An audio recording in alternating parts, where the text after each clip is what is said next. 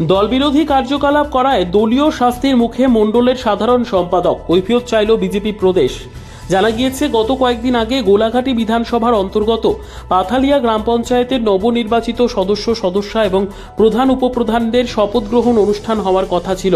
সেই শপথ গ্রহণ অনুষ্ঠানে গোলাঘাটি মণ্ডলের সাধারণ সম্পাদক সনজিৎ দাসের নেতৃত্বে কিছু উচ্ছৃঙ্খল বাহিনী পঞ্চায়েত অফিসে তালা ঝুলিয়ে নবনির্বাচিত প্রধান উপপ্রধান সহ এলাকার প্রাক্তন বিধায়ক তথা প্রদেশ কমিটির সদস্য বীরেন্দ্র কিশোর দেববর্মার বিরুদ্ধে স্লোগান দিতে থাকে।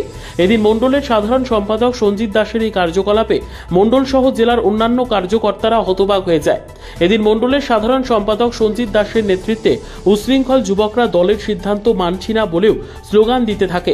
এদিন মণ্ডলের সাধারণ সম্পাদক সঞ্জীব দাসের এই কার্যকলাপ বিভিন্ন সংবাদ মাধ্যমে প্রচারিত হয়েছিল। পরে বিজেপি প্রদেশ কমিটির পক্ষ থেকে তার এই কার্যকলাপকে দল বিরোধী কার্যকলাপ হিসেবে চিহ্নিত করে এবং পরে অর্থাৎ বৃহস্পতিবার প্রদেশ কমিটির পক্ষ থেকে সঞ্জীব দাসকে শোকজ নোটিশ করা হয়। আর এতে উল্লেখ করা হয়, তার এই দল বিরোধী কার্যকলাপ 3 দিনের মধ্যে জবাবদিহি করতে হবে বিজেপি প্রদেশ কমিটির কাছে। শনিবার সকালে পাথালিয়া গ্রাম পঞ্চায়েত এলাকার সাধারণ মানুষ সাংবাদিকদের জানিয়েছেন, এদিন শপথ গ্রহণ অনুষ্ঠানের সবকিছু ঠিকঠাক ছিল। মণ্ডলের অন্যান্য কার্যকর্তা থেকে শুরু করে স্থানীয় এলাকাবাসীরা নবনির্বাচিত পঞ্চায়েত সদস্যদের এবং প্রধান উপপ্রধানকে মেনে নিয়েছিল। শপথ গ্রহণ অনুষ্ঠান শুরুর ঠিক আগ মুহূর্তেই মণ্ডলের সাধারণ সম্পাদক সঞ্জিত দাস তার দলবল নিয়ে পঞ্চায়েত চত্বরে বিশৃঙ্খলার সৃষ্টি করে, যা এলাকাবাসীরা একজন মণ্ডল নেতার তরফ থেকে কোনোদিনও আশা করেনি। এই ঘটনায় স্থানীয় এলাকাবাসীদের পক্ষ থেকে দাবি উঠেছে, এই ধরনের মণ্ডল নেতাকে শীঘ্রই যেন দল থেকে বহিষ্কার করা হয়।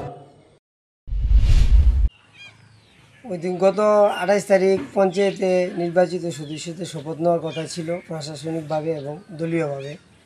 আমরা সবাই এখানে উপস্থিত হয়েছি, কিন্তু দেখা গেল টাইম দিয়েছে 11টা, শপথ গ্রহণ অনুষ্ঠান হইব। তারা 9:30টার মধ্যে আরও 1.5 ঘন্টা আগেই তারা পঞ্চায়েত অফিস তালা দিয়ে এখানে একটা ঝামেলা সৃষ্টি করছে।